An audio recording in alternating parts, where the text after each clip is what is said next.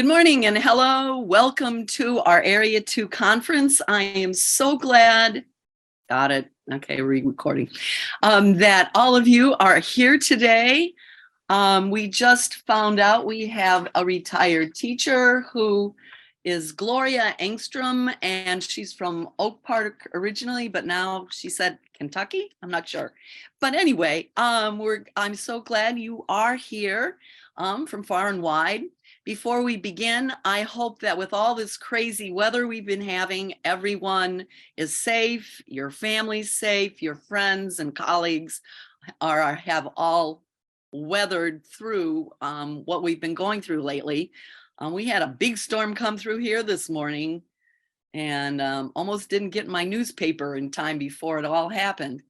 But today we are going to be hearing a lot of information I hope you will find interesting and enlightening. We just had a great sharing meeting, and I'm sorry that if you weren't able to get on there. I will be sending out notes to my group of people that I do for Area 2, so all the presidents and so on, so that you can get some ideas from what we just spoke about. So as you know, Area 2 is kind of a microcosm of both urban and rural units. I love visiting with all of your units and seeing how different we all are. It's just amazing. Every unit has its own little personality. And the main thing that keeps us together, though, is that we're all here through IRTA and for keeping our pensions safe and our insurance needs. And that's why we're here today. And I hope that we can continue this in person when we go to the convention that hopefully Bill will be talking about later in October. So we have that. And we have lots of celebrations. Congratulations to Lake and McHenry counties, and also to Northwest Suburban for being selected as 2022 IRT units of distinction. So we can celebrate that fact at the convention, and it's been listed several places. We had 7 outstanding, I mean, these were people that it wasn't like I read it and went, oh, geez, forget this one. They were so outstanding for our $2,000 Area 2 scholarship that we give out. We had 3 applications from Northwest Suburban and 1 each from DeKalb, Kendall, and Lake. And I tell you, I will be putting in my notes addresses for these students. So in case your unit would like to send a little thank you note, thank you for replying for the scholarship, and we wish you great success in your future activities and so on, because these were really model students and they were all needy. They all needed to have some kind of funding. I'm not able to say who it was, but it was from Northwest Suburban, and she is just an amazing person. Unfortunately, we only had 1 applicant for the Austin Moeller scholarship. That's $4,500. I mean, that's not, but the person who applied, you will be really impressed with her credentials. She was just like, whoa. So I hope to be able to help come and present that check to this outstanding student for that scholarship as well. And let's see. And all of this would have only happened through our leadership that we have here in Area 2. So I hope that if I call your name, you just kind of wave so that we all know who you are. And for our Area 2 Foundation at Large board member, we have Sue Green, who's just a newbie, and she's doing great and trying to get out information about anything having to do with foundation. We have a new person, Mark Bernstein, who is now our Area 2 rep in finance. Janice Clavey is our Area 2 members benefits. And if I mispronounce your name, you know me, if I can remember my own name and how to say it, I'm lucky. But for legislative, we have Region 2, Sheila Miller, and she has been kind of ill lately, but I hope she is here today. Region 3, Carl Heinz Gabby. Region 5, Nancy Morgan. For membership, we have Linda Young. Nominations, we have a chair, Bob Kaplan, who is here.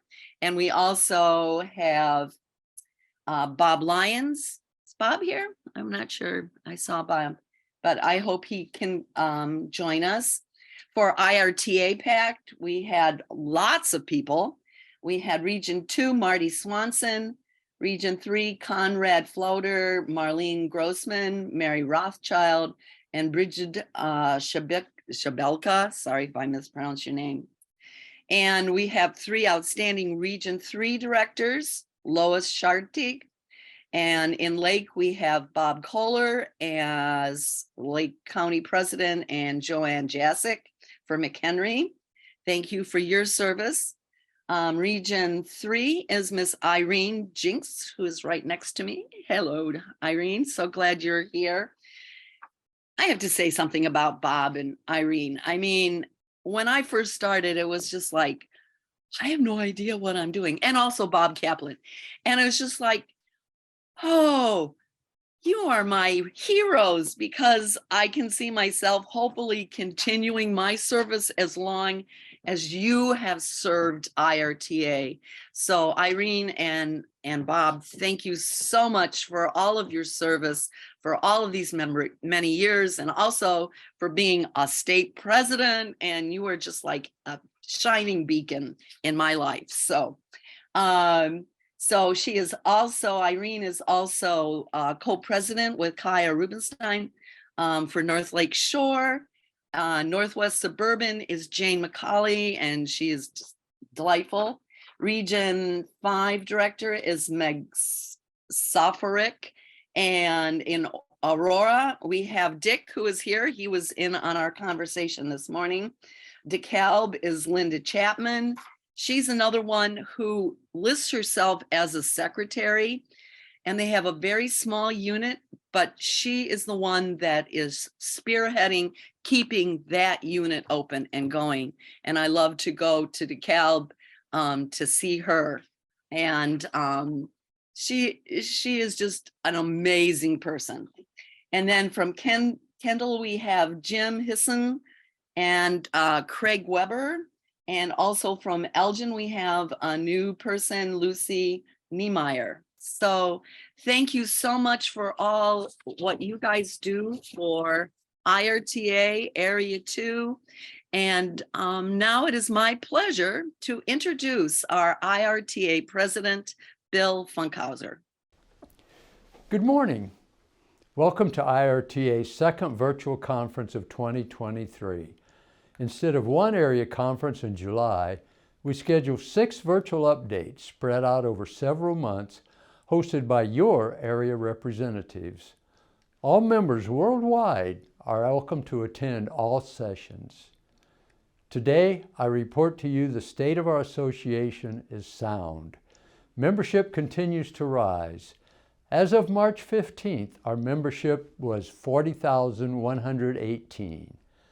As of right now, our spring membership recruitment drive is well underway. New retirees are being welcomed both by the state association and local units via email, video messages, targeted advertisements, and mail letters and postcards.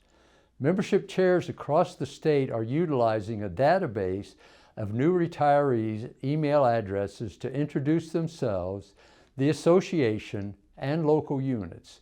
If you want to see membership continue to increase, or if you want to see new members join your local, I highly encourage you to use the spreadsheet and contact new retirees.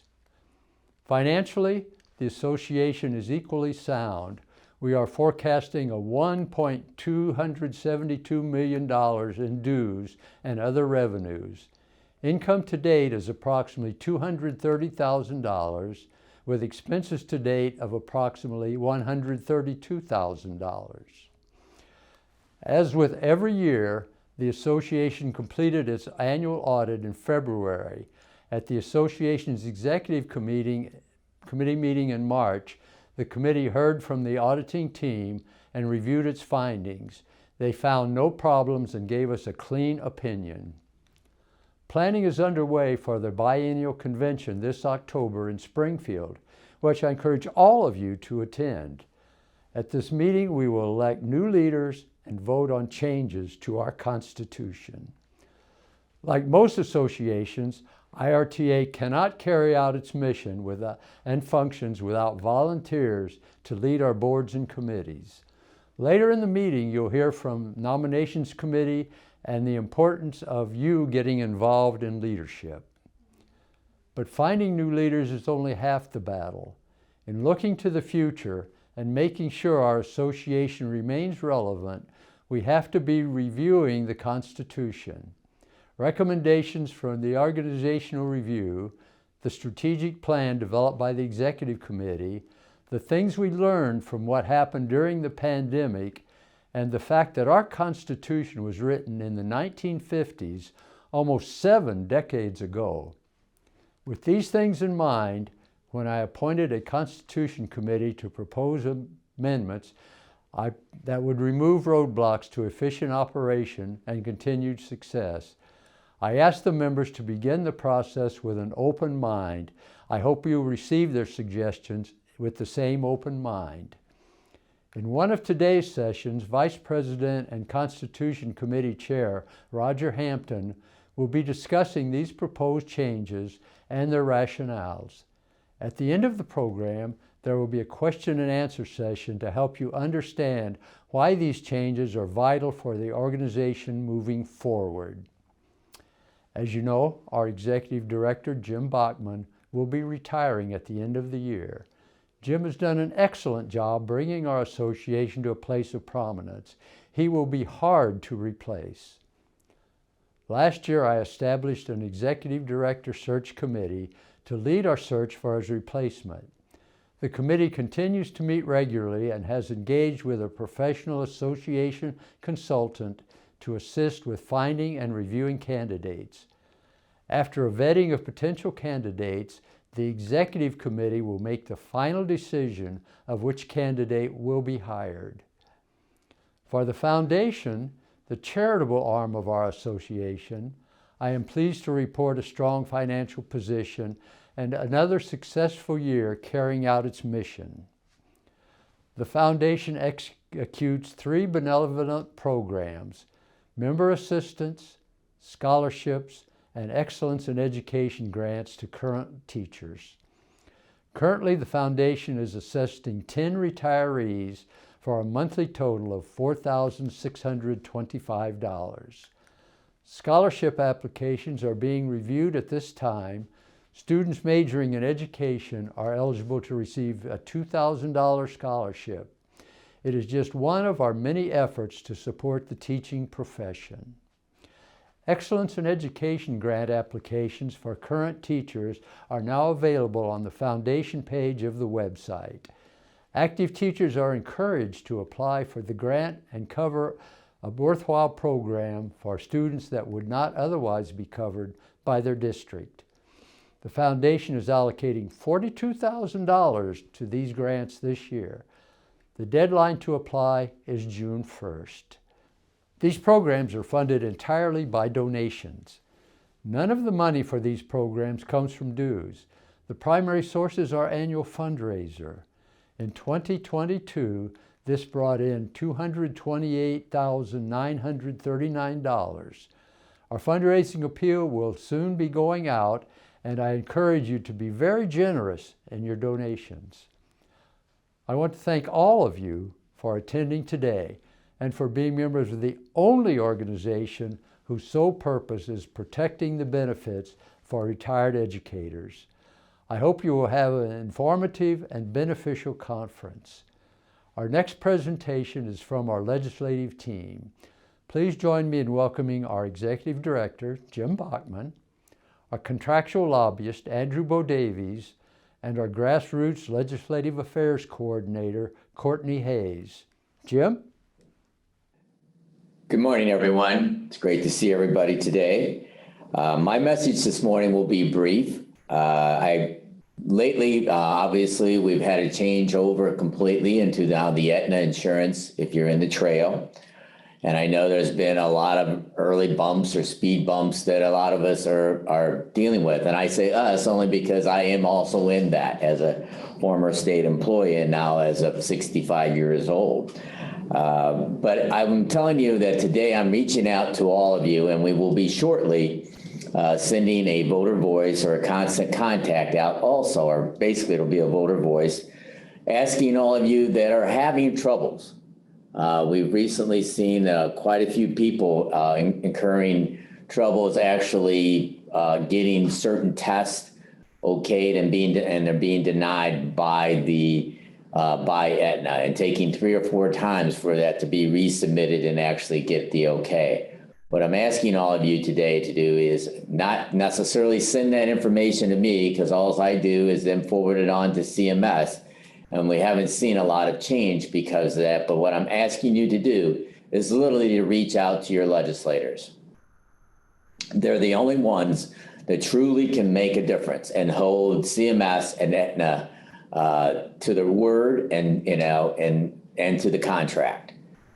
So I ask you today to do that, and we will be sending a voter voice out soon, asking you to also do that. But please make sure if you're sending this message to your legislator that it deals with you not being that tests aren't being okayed. I don't, the fact is I understand there's struggles with prescription drugs.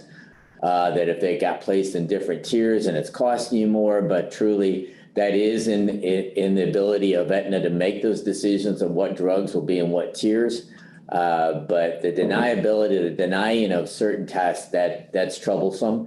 And I think the General Assembly and your legislators need to understand that. So that's my message to all of you today, to take that and let your legislators know. Now we'll move to Andrew, who will provide you a legislative update. Thank you. Okay, Andrew, you should be ready. There we go. Awesome. All right. Sorry, I got grounded because of the weather. So normally I'd be sitting next to Jim and Courtney, where I'd much rather be right now, but I got grounded for weather, so I'm participating remotely. Thank you all for allowing me to do that. As Jim said, a lot of our issues this year in the General Assembly and otherwise are revolving around healthcare.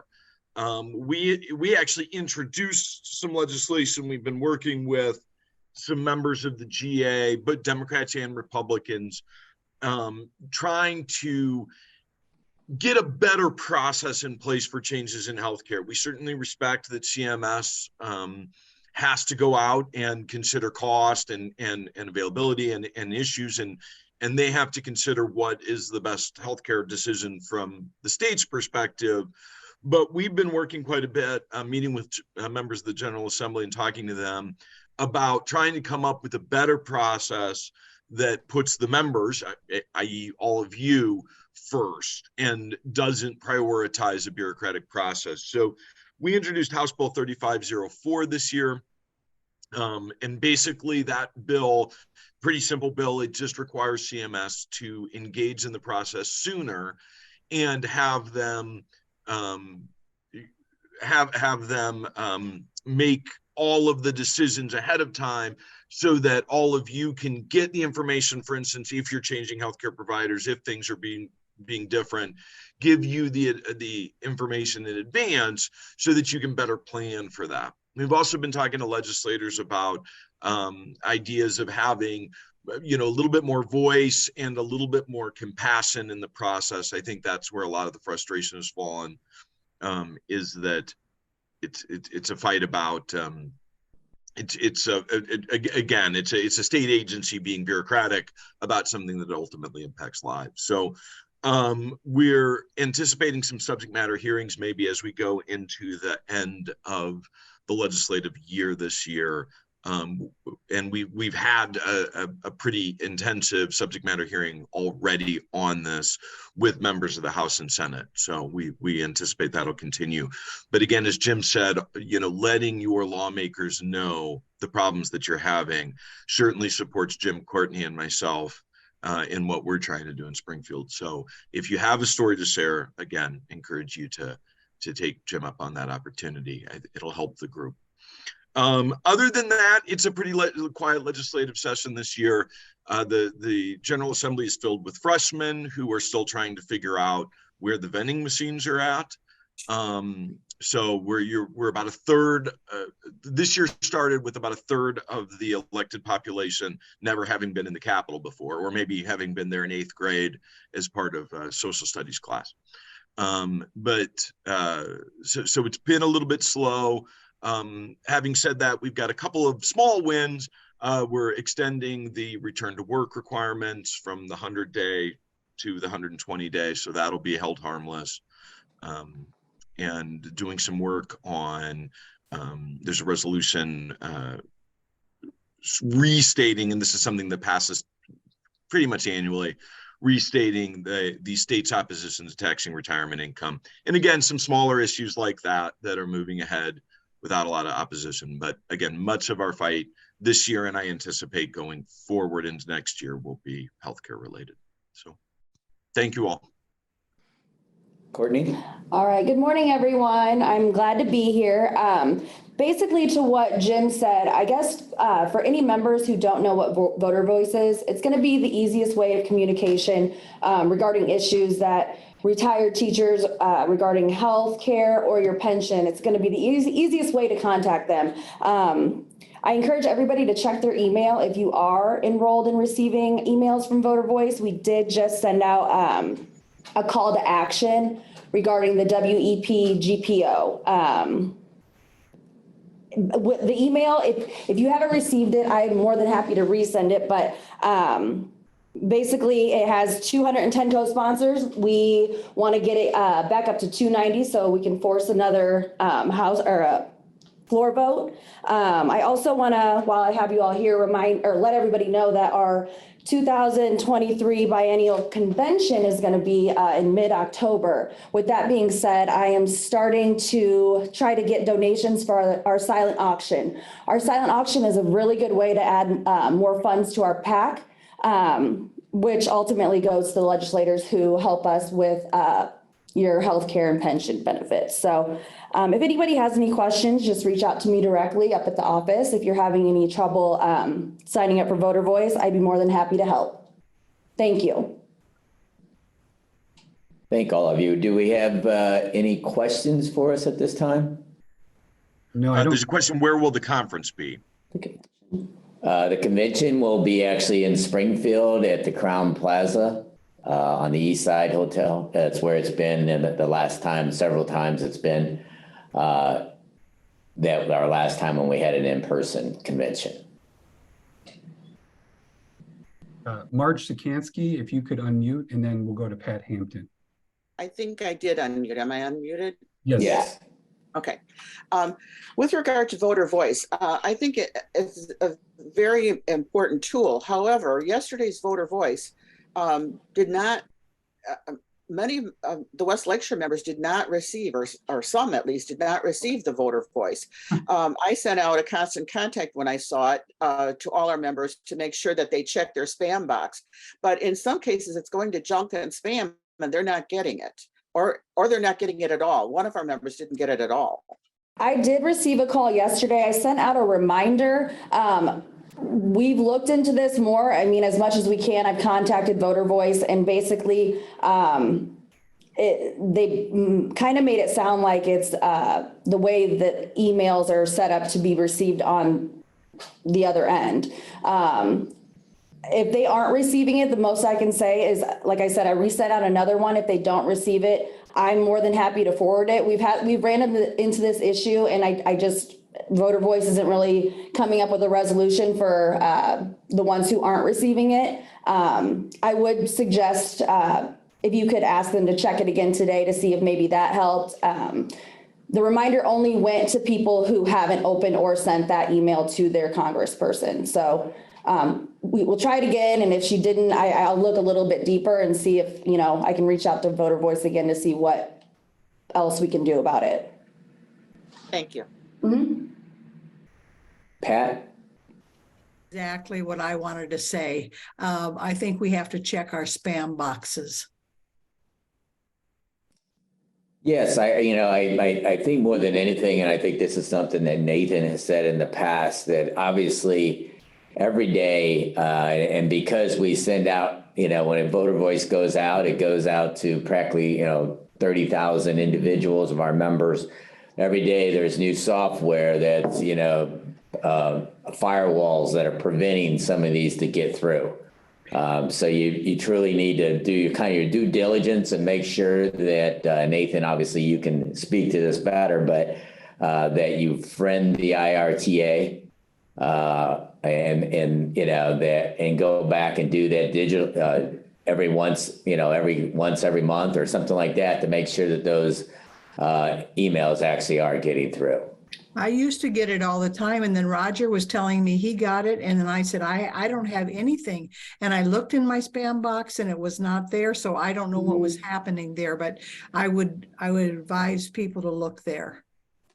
Another thing, usually when these Voter Voices are sent out, in regards to the people who may not receive them due to whatever reason, the call to action will still be on the website if you log into the members only section. So if you have, if people still aren't receiving them and you know of that, just let them know that they can log in to the IRTA website and then just hit on Voter Voice.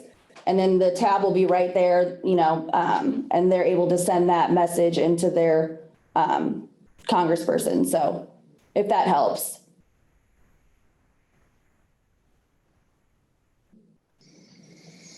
Anything else? Seeing nothing, anybody else asking a question, it's my pleasure to introduce Sharon Teefee, our actual IRTA PAC committee chairperson, for her presentation. Thank you. Good morning. Thank you for attending today and hearing about the invaluable work of our IRTA Political Action Committee. The IRTA PAC is dedicated to supporting the interests of retirees and ensuring that our voices are heard in the political arena. First and foremost, I'd like to highlight the recent success of our 2022 endorsement and recommendation process. We endorsed 52 House candidates and 27 Senate candidates for the 2022 election cycle. All 27 endorsed Senate candidates won, and for the House, all but 2 candidates. This was the best success for our PAC on record. As you may know, endorsements are based on a comprehensive process, taking into account the return questionnaires, local unit input, voting records, and the invaluable input of our IRTA government affairs team. We only endorse candidates based on 2 issues: support for our pensions and for our health care.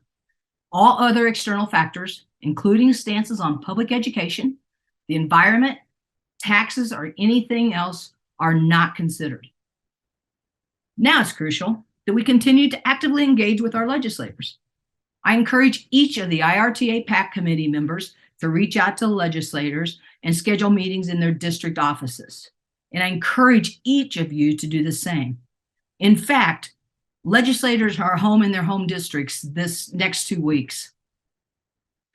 The state office staff can provide any member with an updated fundraiser list and a meet and greet information. Let's meet our General Assembly members face to face and let them know how important our promised pensions are to our lives and to our retirements. As of February 28th, 2023, we have amassed $97,337,018 in the IRTA PAC fund, with 5,186 members currently contributing $1 per month. But to truly be effective, we need much more money and many more members to the $1 per month club. Sadly, the PAC Dollar Club loses an average of 20 members to death every month, so our efforts cannot fall by the wayside. The committee will initiate a campaign to promote the $1 per month deduction for IRTA PAC and will develop a schedule to market the IRTA PAC $1 with new efforts throughout the year. By reaching out to local unions and members through personalized emails and engaging videos, we will hopefully encourage more of you to join the Dollar Club or to make a donation. If you're not a member of the $1 PAC Club, the sign-up form is in the chat. Signing up is quick and easy, and the cost is a mere $1 per month.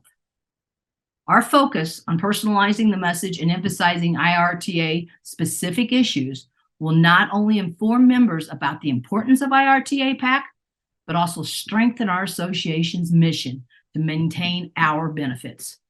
Members of the committee and I are available to speak at your local meetings if and when possible.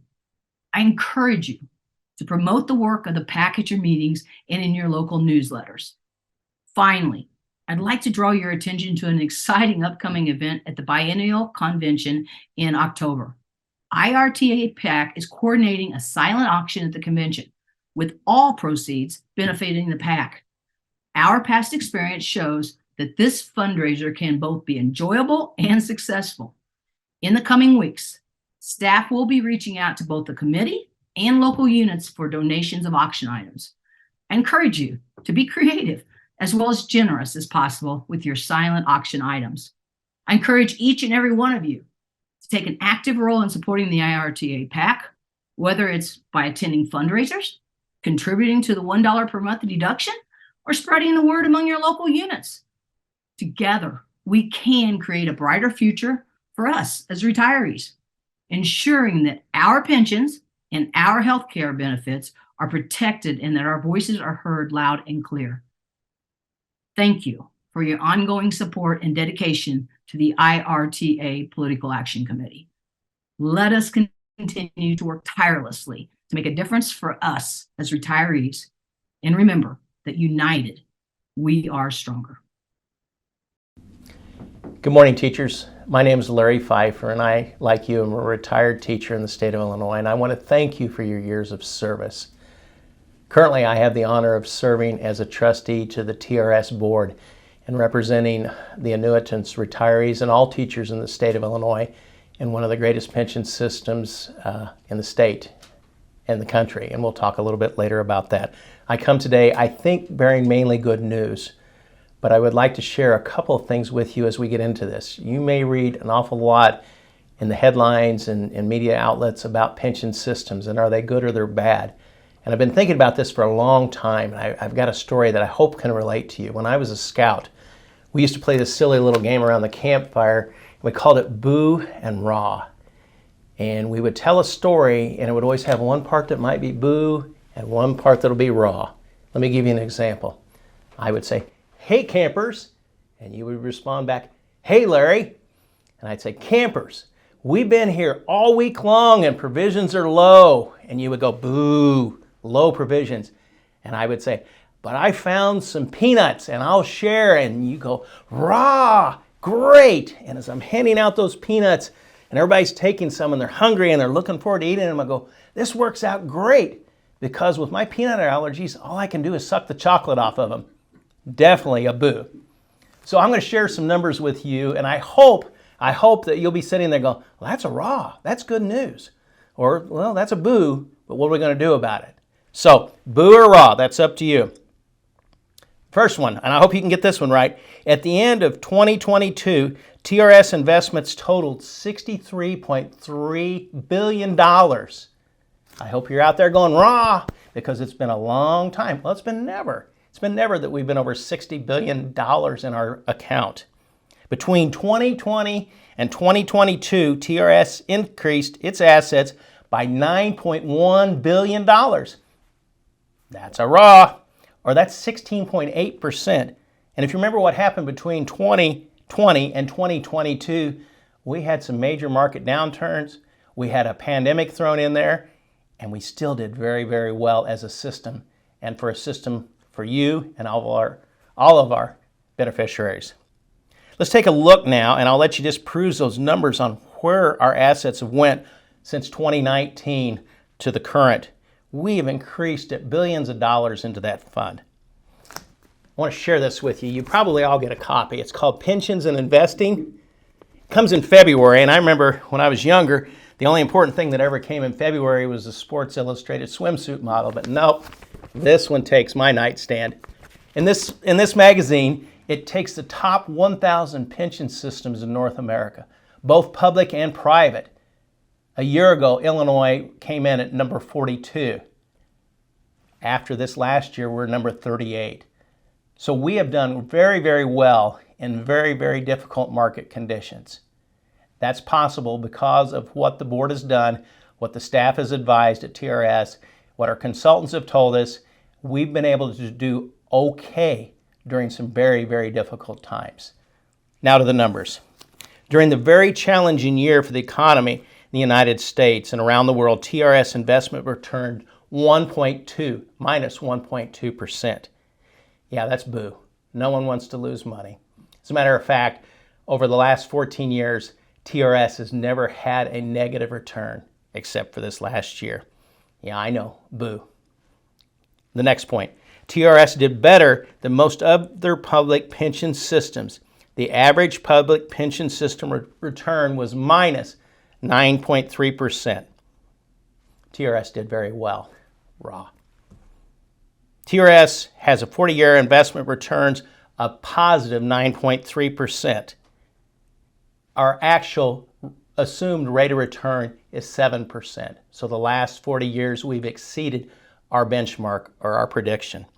We are the TRS pension system is in a statutory funded program through the state of Illinois. The state of Illinois has met its financial obligations under the current administration, plus an additional $500 million each and every year for the last 2 years, and it looks like this year will be the same. So more money is going into the pension system. Our returns are doing very, very well. And at the same time, we're seeing revenues, while inconsistent, and you can see that in the next chart, they are still coming in. We're making good investments. Those investments are showing up in good times as well as times that aren't so good. I'd say that's a raw. Diversification, the ability to account for liquidity. Liquidity is important because each and every year, over $7 billion is spent on annuitants and retirees' payroll, and that's good. And one thing to remember, with all these numbers I'm sharing with you, TRS has been around since 1939, and from my calculations, that's thousands of payrolls that have been sent out, none of them late, none of them inaccurate, and none of them lacking. The check is in the mail. I hope that gives you some comfort and makes you go, rah. The check will be there. Let's talk a little bit about TRS membership, because that has changed over the years. We now have Tier 1 and Tier 2. I assume most of the folks I'm speaking to today are Tier 1, but over time we're going to see more Tier 2 members within the system, and that will change the formula. It's looking brighter and brighter as we move forward. I'd also like to talk to you a little bit about the other types of members. It's about 400,000 members within the TRS system. Approximately a third are actives, a third are retirees like us, and a third are inactives. And over the last several years, the state of Illinois has had some accelerated buyout programs for those retirees, giving them options of taking the pension as we know traditionally, or having an accelerated buyout. And then we also have that for the inactives. Those are funds that have been put into the pension system separate from the dollars that we have to account for. The state of Illinois is bonded for that, and that's having some positive impacts on that total pension load in the future. TRS long-term goal is to hit our benchmark of 7%, at the same time ensuring that we have payments, liquidity to make those payments, and that has happened. Let me finally mention the fact that TRS, through the state of Illinois and legislation, has a commitment to diversity. In the last 6 years, the total assets in the TRS portfolio managed by minority and women business enterprises, sometimes called MWBE, has increased $8.2 billion to over $18 billion of our over $63 billion.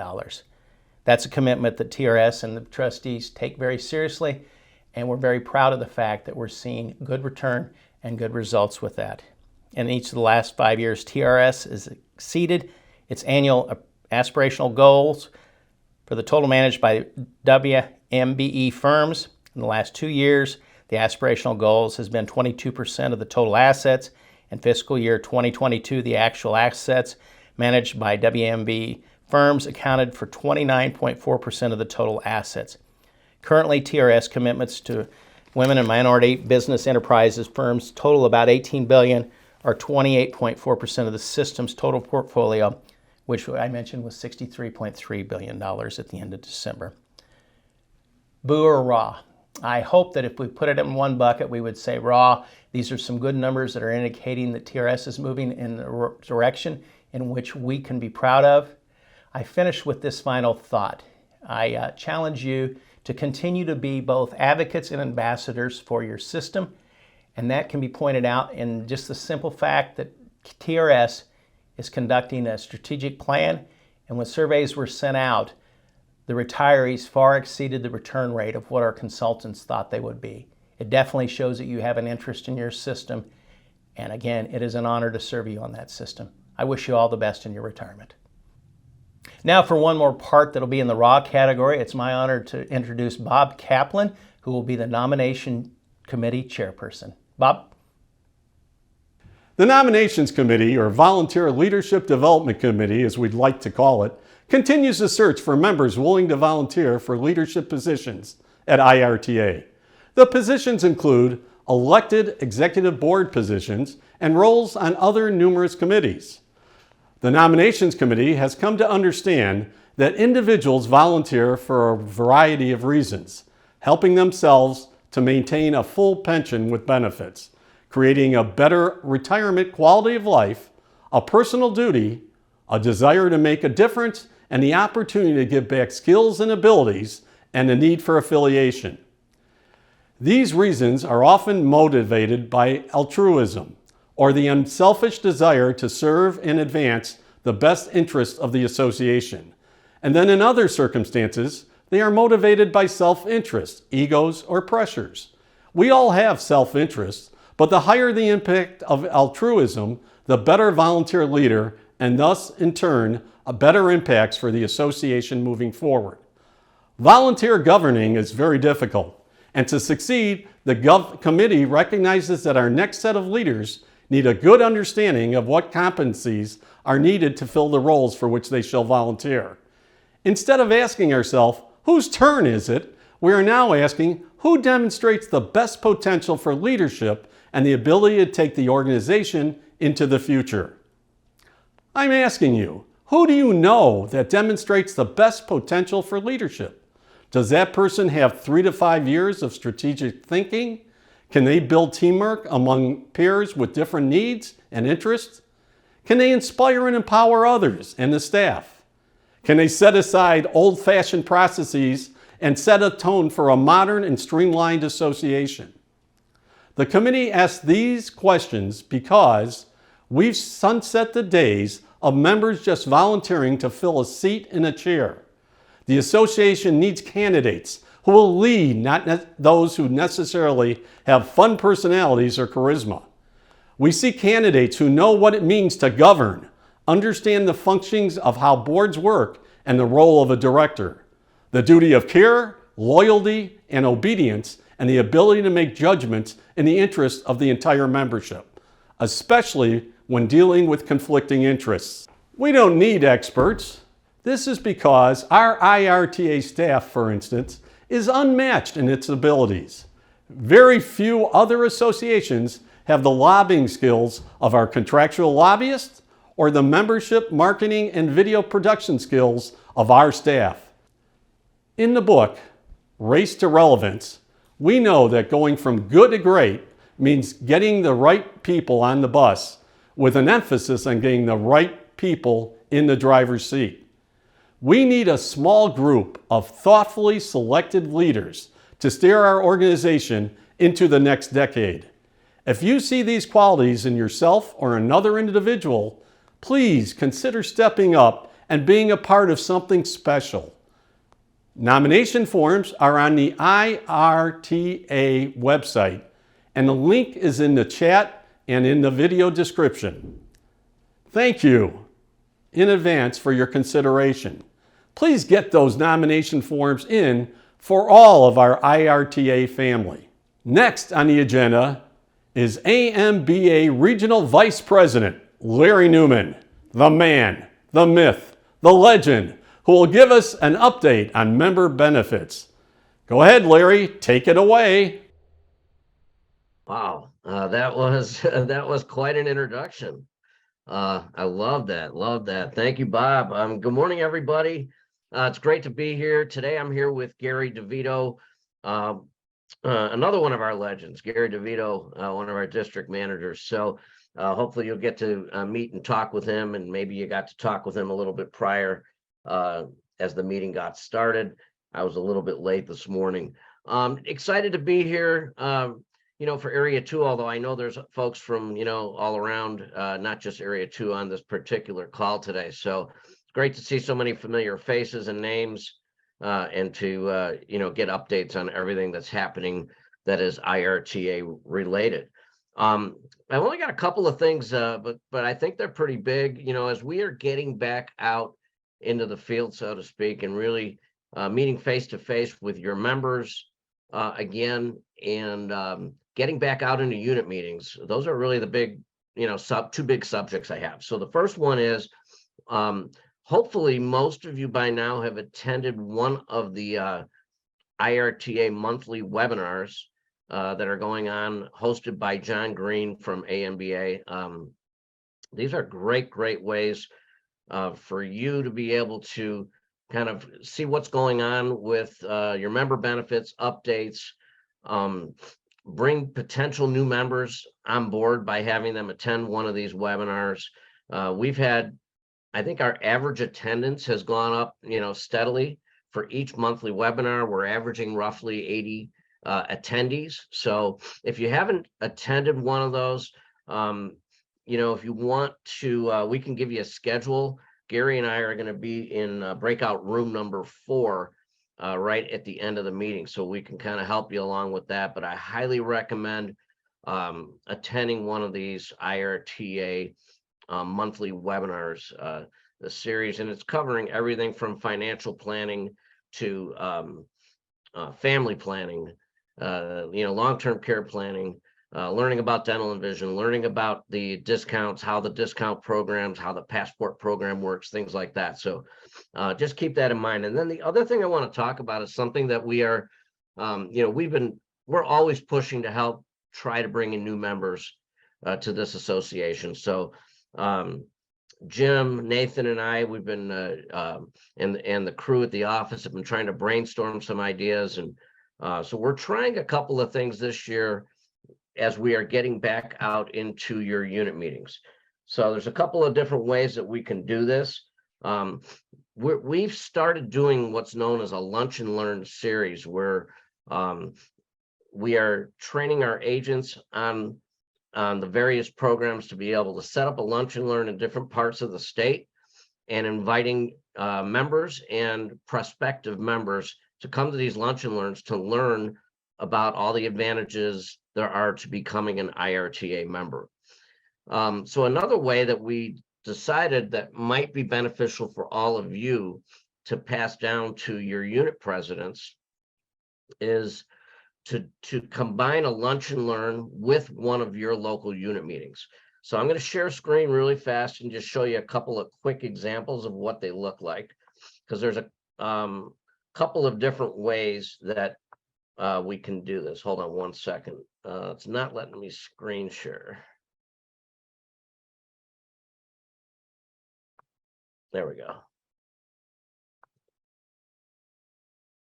This is always dangerous when I screen share, as Gary DeVito knows. Let me expand this a little bit here. Sorry, guys. So hopefully you can see this. This is talks about joining for a lunch and learn. So it makes it really easy. This is a particular postcard that we're doing for somebody right now. So it says, join us for a lunch and learn seminar at your local county unit meeting, IRTA.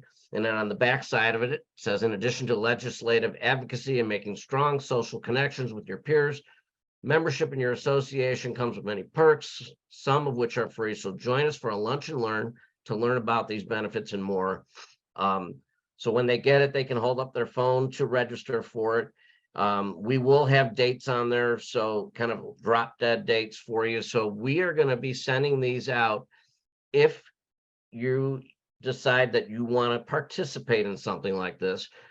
Depending on the size of the county, anywhere from 500 to 1,000 and even 2,000 letters to get some people who may want to come to one of your local unit meetings and learn what it is all about to become an IRTA member, and of course, join your local unit as well. So this is something that we feel could be beneficial. When we send these out, we're only going to be mailing them to non-members or past members. So hopefully we'll wake up some folks who may have dropped out of membership for whatever reason, or maybe they joined for a short time right when they retired, and now it's 5 years later, and this is the time we want to get them into the association and get them to join your local unit. I'm also doing one right now that I'll hold up here. I think this is in Effingham, and this one we just sent out via email, and we've already gotten a couple of requests, I believe, for somebody to join. So this is an email that was sent out by the IRTA, and one of our agents, Paul Strid, is going to be speaking at this particular meeting in Effingham. So about 60 people, I believe, around this Effingham area, email addresses that we had, we sent this to, and we got a couple of replies of people who are going to be attending on Wednesday, April 12th. So we can also do this for you if you don't want to participate in a mailing, but want to try doing it as an email maybe 2-3 weeks before your meeting, and see if we can get a couple of extra folks who've never attended one of your meetings. They're not a member currently. If you guys are serving lunch, you know, my agent who will be there, or Gary DeVito's, whoever is there, will pick up the lunch for the new folks that come to that meeting. So you don't have to worry about the cost there. We'll take care of that. And here this one says, join Paul Strid to learn about your benefits, April 12th at McAllister Deli in Effingham. They can click on register now. It's very easy. And then it just talks a little bit, you know, join us to learn more about IRTA. And there's always an RSVP. So we had a deadline of April 7th, and we had 2 people, as far as I know, clicked on this to sign up for it. So I think it's kind of interesting. We don't know exactly, you know, how or where this is going to go. But I will tell you that there seems to be a lot of folks that are really, really interested in it. It's any way that we could try to help increase membership. That is our goal. That has always been our #1 goal, and it's going to continue to be. We want to find new members for this amazing association, and we're going to do our part and continue to do our part to be able to do so.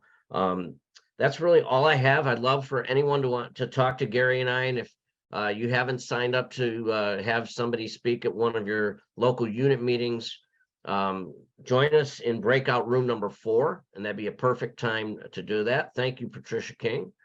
Always love hearing from you. And that is all I have. I look forward to seeing you in breakout room 4. I am now going to turn it over to the true legend and the true man in the myth, Mr. Roger Hampton, our IRTA Vice President and Constitution Chair for the Constitution Report. Take it away, Roger. Last year, the Constitution Committee began reviewing the current Constitution of the Association to assess its viability in navigating unknown changes in the next decade. We based our proposals for fundamental and proactive changes on the IRTA Strategic Plan for 2022-24, which was developed and approved by the IRTA Executive Committee. I encourage you to read the Constitution Committee report in the spring 2023 issue of the IRTA Action to gain an overview of the strategic plan and the positive impact the proposed amendments would have on IRTA's future. Next, The committee sought an overall analysis of various associations to acquire a perspective of past and current practices of organizations that are thriving and those that are struggling. The committee reviewed the book Race for Relevance, which discussed the last 20 years of changes that continue to affect the association model, such as changes in methods of communication, rapid advances in technology, shifting expectations and involvement in members, and association services and initiatives. Many associations govern the same way they did 50 years ago.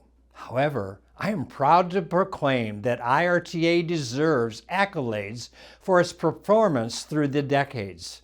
Our association, unlike many organizations, has been both adaptive and proactive and has effectively embraced necessary changes since its inception.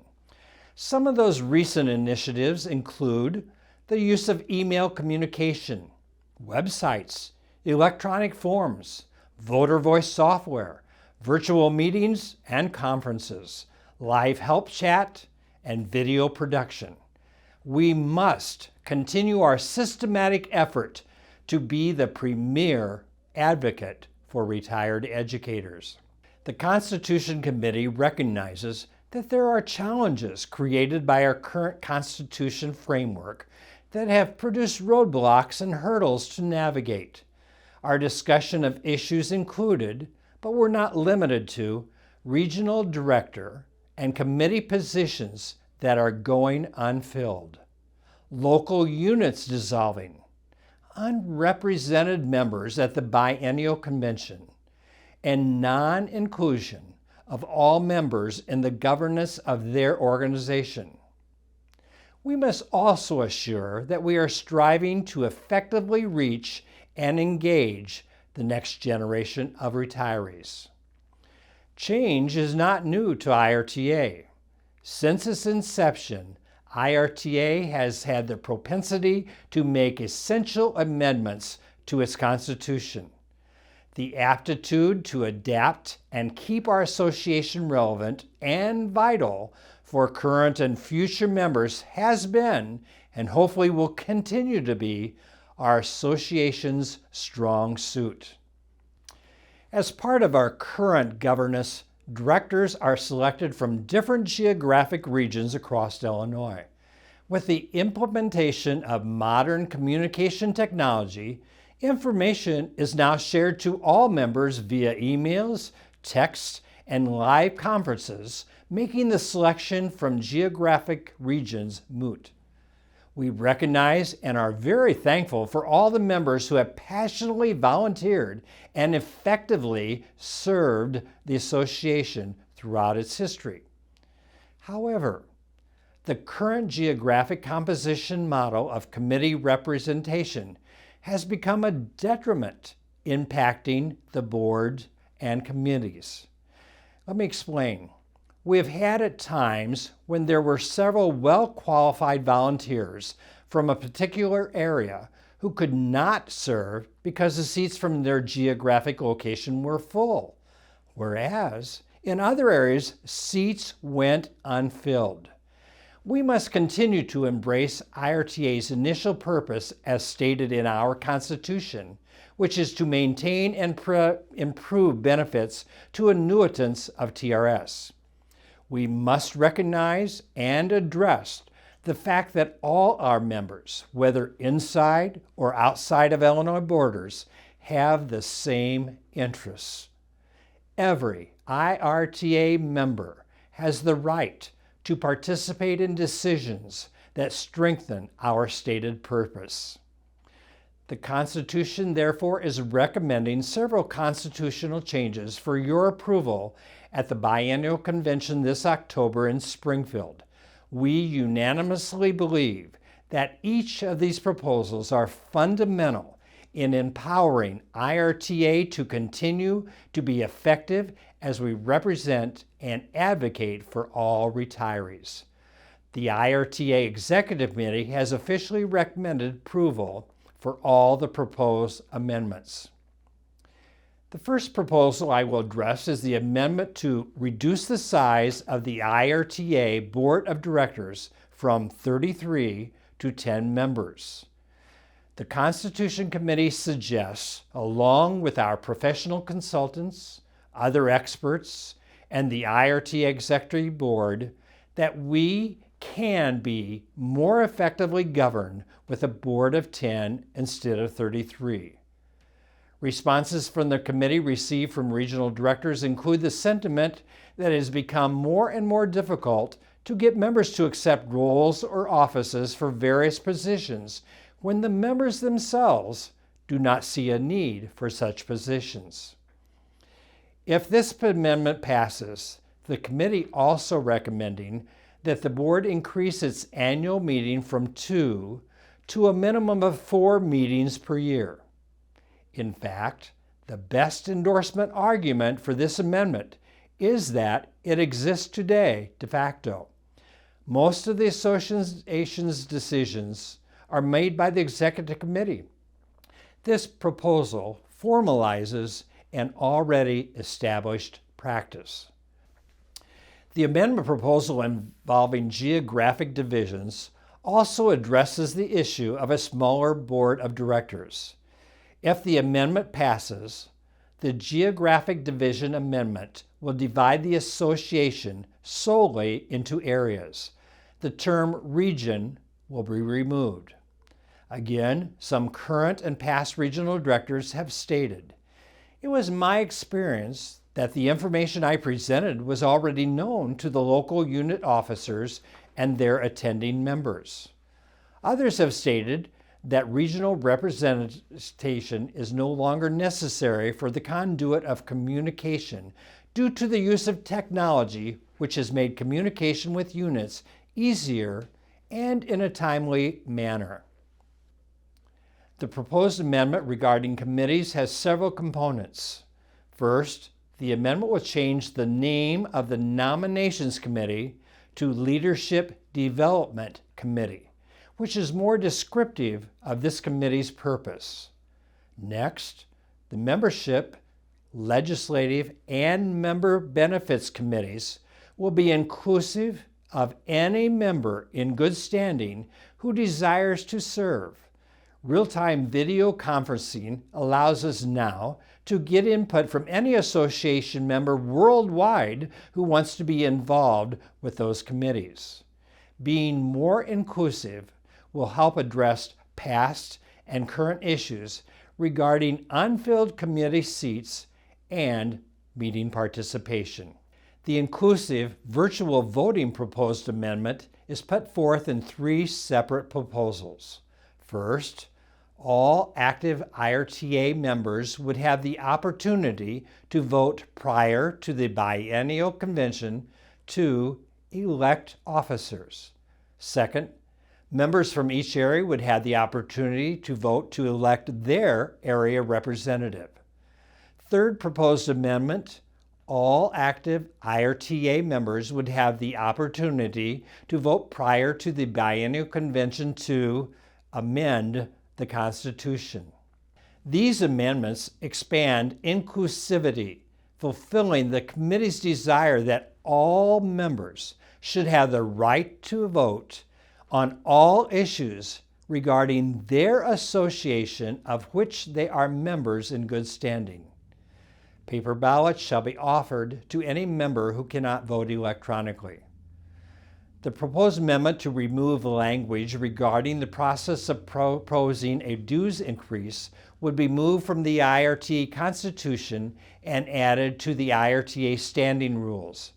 The standing rules are where the operating principles for the organization are most appropriate. The exact language for each proposed amendment and the rationale for each can be found in the members area of the IRTA website and will be published in the convention issue of the IRTA Action. Also, a link to this information is included in the registration for each conference and available to those attending area conferences in the Zoom chat feature. These amendment proposals were the work of devoted and dynamic Constitution Committee members, consisting of a representative for each area of the state: Gail Hobb, Norbert Walter, Keith Bailey, Donna Sargent, Ann Chandler, Fred Bloss, and myself. I continue to be inspired by their hard work and dedication. IRTA's purpose and mission have never been and should never be changed from its original concept. These proposed changes only provide a more efficient and practical mechanism that enables adaptation to changing times. As Benjamin Franklin once said, "When you're finished changing, you're finished." Thank you for your consideration of these important and necessary proposals. I do welcome each of you to the conference today. Thank you for attending, listening to the various aspects, especially from this committee of our proposals. It's interesting to see that not only from Area 2, but we have many people here, IRTA members from throughout the state, and also from outside the state. I saw some members saying that they were in a different state when they are viewing this. I think that just as an example of IRTA's adaptability and its change that we have made to be more inclusive in communication to all of our members. And so that's just one through the avenue of the internet and technology that we've been able to already expand. So this is just what we kind of build on as we went about making our comments, our suggestions.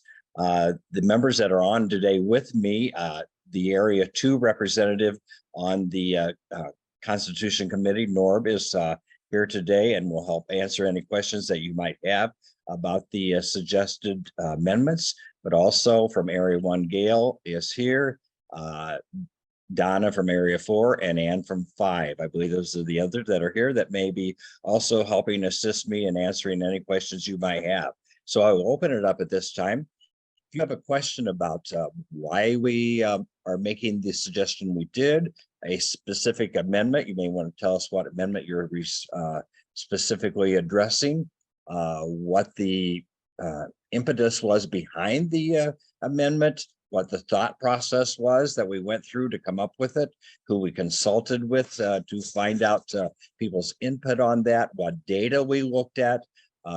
We just did not just come up with these. We spent hours in preparation before we had each of our meetings, and we had monthly meetings. So it was not a passive committee, it was a very active committee. So I will open it up at this time for questions. I don't see anyone. If you would like to ask Roger a question here, and then we will have a breakout session with the Constitution Committee just following the conclusion of this formal program. So in that meeting, in the breakout, you'll be able to ask him and the other members of the committee any questions or make any comments that you have directly. As I did refer to earlier, make sure you had access to the actual wording of the amendments. Also in that, you have access to our rationale for each of those. So please take a time to look at those and review them before the convention. Also, look at the IRTA action that just came out. There's a report that gives you background from the IRTA Executive Committee on their strategic planning. So review that for some basis of what we went on to come up with what our edict was to answer some of that. So go ahead, and we'll try to hear you. I was wondering if allowing all members to vote outside of the convention format, if there's any concern that that might weaken the importance of attending the convention. His question was, would voting before the convention weaken the importance of actually attending the convention? So Roger or any members of the committee that would like to answer that? That was only one aspect of the convention, and the convention committee would come up with the aspects of what would happen. There would be, this would actually allow a lot more time for caucuses of each area to meet and discuss issues that they would have, more input, sharing of information. Would also allow us to bring more breakout sessions for specific items that members might have or units might have. We don't actually have much time for that, especially like this year when we're doing constitutional amendments, to have breakout sessions for allowing for more dialogue, or in helping. We often hear that locals are needing help in various aspects. So having breakout sessions to help assist with that, it would really expand what we were able to do at the convention. Okay, so we will go ahead and continue the conversation with the convention committee in the breakout room. But now let's go to Wendy Wiegers to give us our concluding comments. And then after she concludes, we will open the breakout rooms for the committee, AMBA, and the social lounge. So Wendy, go ahead. Thank you so much for attending today. I hope you have learned as much as I have. Even though you serve on the executive committee, you're always learning new things, which is good for the little gray cells. And I hope that you will all plan on meeting in person at our convention. And so now our formal part of our conference is over, and I invite you to go to room 1, which is the social lounge, or room 3, which is the Constitution Committee with Roger Hampton, or room 4 with Team AMBA. So did I get that right, Nathan? And yes, you did. Oh, good. Okay. And I hope you all have a wonderful day and continue to let me know your concerns as your Area 2 rep, and have a great day.